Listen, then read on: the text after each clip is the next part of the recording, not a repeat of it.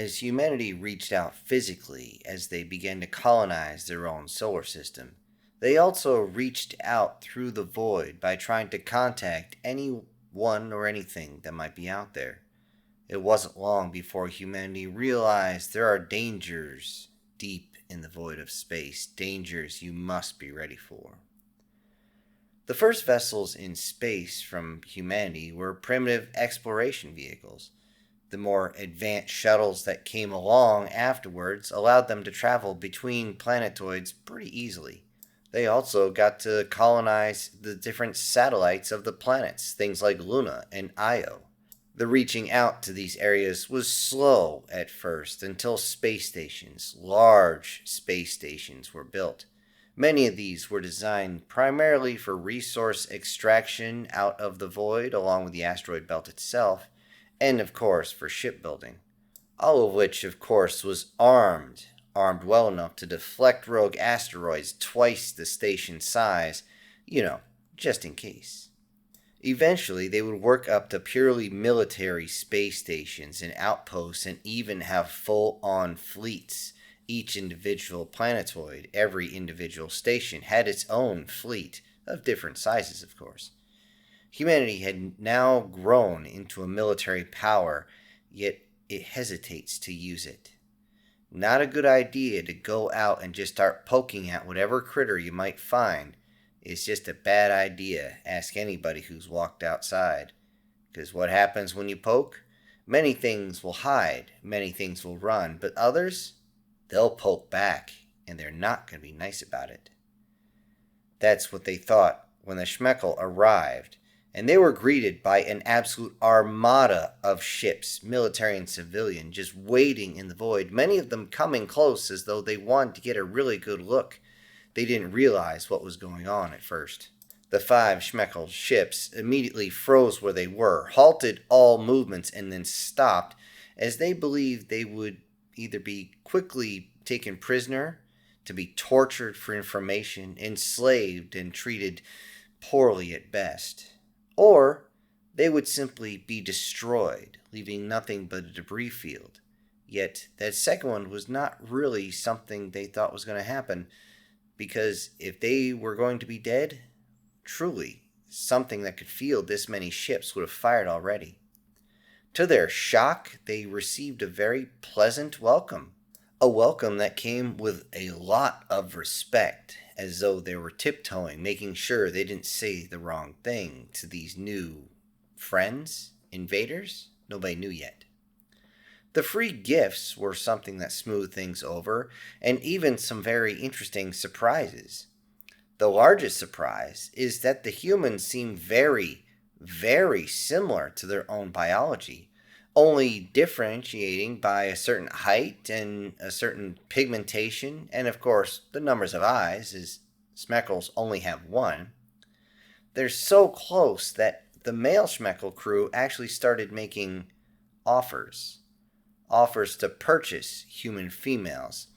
This culture shock almost derailed negotiations right there and then, but thankfully, cooler heads prevailed. The schmeckle, realizing what they had done, eventually relented their position, and the talks continued without a problem. Humanity wasn't going to make too much of an issue over just a miscommunication and a misunderstanding, especially since they didn't want to look like hypocrites. Hypocrites due to the fact that several of the human crew let their curiosity get the better of them and attempted to breed with the schmeckle. To the entire crew of the schmeckle being all males, they were immediately interested, especially once they saw humans without their uniforms on. To a schmeckle, a female with more fat on their body is something that brings them very much interest, to say the least. Because of that, by the time the schmeckle actually finished up negotiations and headed back to their own territories, they got the nicknames of Chubby Chasers or Hog Slayers or any other goofy amalgamation of that. Perhaps it was the balance, the yang and yin of the universe. The next species that arrived on humanity's doorstep, the dimes, did not come in peace.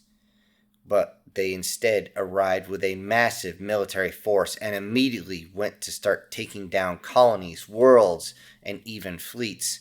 The colonies held out as long as they could, but when you're outnumbered 40 to 1, you would be hard pressed to stop a full on blitzkrieg at your front doorstep. That being said, the sheer ferocity and the sheer counterattack, the sheer bloodlust that humanity showed in the face of total annihilation, sometimes laughing as they were about to be executed, was something that the Dimes found beyond unsettling, actually horrifying. And they would realize how horrifying when humanity's main fleet arrived and was able to absolutely wipe the floor with the Dimes. And this confrontation changed humanity. It changed humanity mentally, as humanity as a whole became as cynical as their first generation, the eldest, to start extending their own lifespan. These humans actually grew up in an analog age and survived to see the release of regeneration and rejuvenation technologies. Many are now just keeping in the shadows themselves as they don't want to be out in the front. Yet they are the ones that rose to the occasion to fight like mad bastards against the Dime. On the surface of any planet or planetoid, even inside a few stations, they drop more Dimes than all the other humans combined in that conflict. Then, they just went back to their lives as though nothing happened. Physically speaking, the battle changed ship designs drastically, along with the base body of humanity. Many more humans across all areas of their own territory would now enhance themselves to be stronger, faster, bigger in certain areas and thinner in others, but simply making themselves better humans, keeping their own baseline genetics if they want to actually procreate. But if one was to look at humans now, you'd be hard-pressed to see any of them that weren't fully fit, able to stretch in ways that would make Gumby scream, and also be able to crush large pieces of metal without even thinking about it. With the ships, the battle with the Dime showed them that they must be ready for absolutely anything. The younger generations would look at that and say, that's impossible. You can't possibly be ready for anything. It's not going to happen. You are incredibly insane. You have no idea what's going on. There's no way you could get ready for every possible scenario. The older generations just pulled out a very, very old phrase that they brought back to the forefront. Hold my beer. During this time, humanity realized what they had to do, and they all kind of withdrew themselves into their own sector. Didn't trade much, didn't talk too much. That is, until the humans found out about the Union of Dominance. At least that's what they call themselves. It's a cabal of 4 species that invade another species' territories, take the resources, and enslave the population. And this sometimes takes decades to do this, depending on what type of species might be there and what type of resources they need to strip. Yet, after a few generations, they would simply continue and move on and take whatever they wanted. The only fighting they had was trials to see who would be able to take what areas and what slaves, and the slaves themselves were also treated poorly. Finding out about these forces was one thing. Finding out that this union was moving towards Sol and toward Earth made the humans immediately call the schmeckle and find out what is going on. The schmeckle had gotten a hold of a species that was new to humanity. They called themselves the Firm. When news of this new species came out, everybody wanted to know what they looked like, and all they had was a couple still images. To human eyes, they looked like fairies. 4 to 4.5 foot tall fairies, complete with wings. And because of that, because they fly, they look very delicate. One of these still images showed one of the youngest ones that could barely able to fly, reaching up and flying, and it just looked tiny. The humans then received a full data package, which most believed that this species, they gotta be weak little pixies. But just like the Fae, They are far more dangerous than they look. As the schmeckle tried to aid the evacuation of the firm put up an impressive fight. They forced the first push of the invasion into their territory back, but they did not have time to refit, rearm, and rebuild before they could handle the second wave that came in. By the time humanity learned of the invasion by all 4 Union members, the firm were already fighting for time, and time alone. They knew they wouldn't win this fight, but they had to delay as much as possible. The schmeckle were doing all they could to get the survivors out, reaching onto colonies, bases, whatever they could, getting as many of the civilians out as fast as they could, and then detonating everything behind them, making sure that a slash and burn was better than nothing else. To everybody's shock, they saw that the Dime had actually joined in the fight too. Their reason to join was surprisingly simple. They believed that to conquer a species and enslave them is one matter. But they realized that since the firm had put up such a fight, they would be looked at for extermination, and extermination of a species was completely unacceptable. Many of them called for humans to help, over and over again, expecting a different results, yet all they received was the same message: we're on our way. They saw nothing. They didn't understand any movements, but they didn't have time to divert their sights back to the Sol sector to see what the hell humans were doing, so they called again and received the same thing. We're on our way. They knew that if the humans were on their way, it would just be a token force. More of their own could be evacuated. Perhaps they could build up defenses, build up another army, and fight back for their homeworld later. And plus, even at the best FTL, it still takes time to jump that far from Sol to the firm sector, known as Brigon. The firm were pushed all the way back to their home planet at this time, their 4 moons now converted into battle moons, putting up a hell of a fight, but with munitions, rations, and energy beginning to run low, hope and morale were also running out too. Many of them barely holding on to the idea of surviving the next planetary rotation. The Dime are dropping all over the planet as they try to stop this invasion from actually happening, and the schmeckle are being deflated as the 4 species rain down on them, clipping the shuttles and forcing them on the ground. Useless hulks just laying there since their engines don't work. Then they see, between the 5th firm world, their homeworld, and the 4th planet in their sector, there was a strange burst of energy. This was an unmistakable burst of energy that comes from an FTL jump drive ripping a hole through time and space and finally coming back. All species seemed to pause for a second as they turned to see a massive vessel covered in cannons on the dorsal, ventral, port, and starboard sides. Around were smaller vessels that seemed to flank it all the way over, also covered in tons and tons of weapons. Everybody watched as they all moved into position with the massive turret-covered brick of a ship in the center.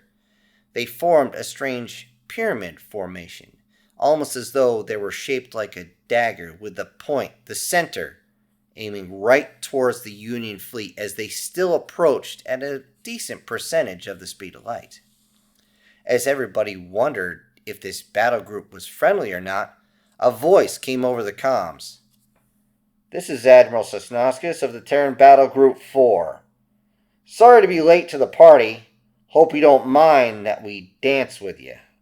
For the briefest moment in time, everyone just looked at these strange metal bars, cubes, that were absolutely covered in guns. Nothing was aesthetically pleasing at all. It was just strictly functional. They looked at them, and not only the strange message, but the strange ships made them go, "Wahaha?"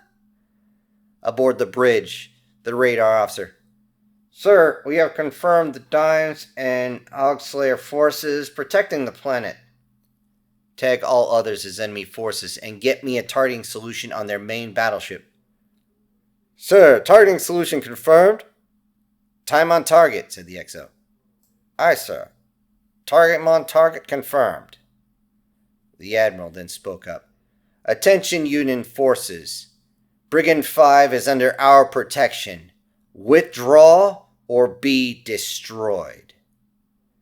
There was a slight hesitation as everyone waited for a response. Then their radio man just grabbed his earpieces, looked at the one next to him, and they nodded. Then turned and said, Sir, they're laughing. The Admiral tried to stop the grin from going across his face as he tried to stay professional before he said, Then it's time to make them cry. All batteries, open fire. By this point, the human battle group has drifted in close. So close that they're just within visual range of the Union fleet. That is very close for space warfare. Torpedoes, missiles, and drones are actually the second wave, yet they are fired at the same time as turrets and fixed cannons spit metallic death at the enemy. The Union battleships begin to adjust towards the humans, one of which believes that they can take the hits, but is suddenly punctured with so many armor-piercing munitions that they have to reclassify the ship as a spaghetti strainer. With one battleship down, the others realize the danger and change their own position and charge with their weapons. The glow of the energy can actually be seen across the battlefield. As they fire, the XO says, They're using energy weapons. The Admiral says, Oh, that's cute.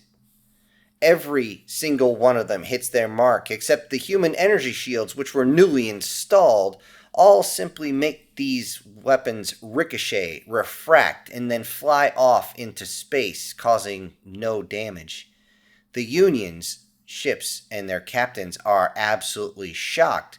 The humans not only just took that hit, but they're still advancing, all the while sending munitions with incredible accuracy into the formation. The enemy then sends the drones, fighters, and gunships en masse, and their corvettes are right behind. Humanity responds en masse with point defense weapons as well as drones, which maneuver all the way around the outside so they wouldn't get hit themselves, and attack from the flanks, coming down like a whole bunch of pissed off bees. The Union ships at that point that are charging towards humanity are torn apart, and any missile that was sent is quickly intercepted by the point defense systems and destroyed. The only thing to touch the hull of any human ship was now non-guided ballistics, most of which are far too small to do much more than scratch the paint, which pissed off a few. Hey, I just painted that decal. The Union, realizing the trouble they're in, call for reinforcements, and it doesn't take but a minute for a second fleet to arrive, and it turns out to be almost as large as the first. However, it only has one battleship. The Admiral immediately sees this. Prepare for micro-jump. We will be taking on the first fleet. Contact the rest of the fleet. Tell everybody else they will take down the second fleet. Prepare to jump on my mark. At that point, a chorus of commands and computer beeping is heard all across the bridge as they get ready for it. They knew things are going to be happening fast, but now that they're drifting closer and closer, things are really kicking off quick. And just as the next salvo of energy weapons is careening across space, the Terran fleet seems to disappear, and those energy weapons seem to fire into nothing. Yet, reappearing just a moment later, the Terran warships are right where they need to be. The second enemy fleet was unprepared for close combat. They had not even extended their point defense weapons, and now found so many point defense weapons, tertiary weapons, everything firing at them at point-blank range. By the time the larger turrets even swiveled around from the Terran fleet to find their target, the enemy fleets were nothing but perforated targets floating in the void.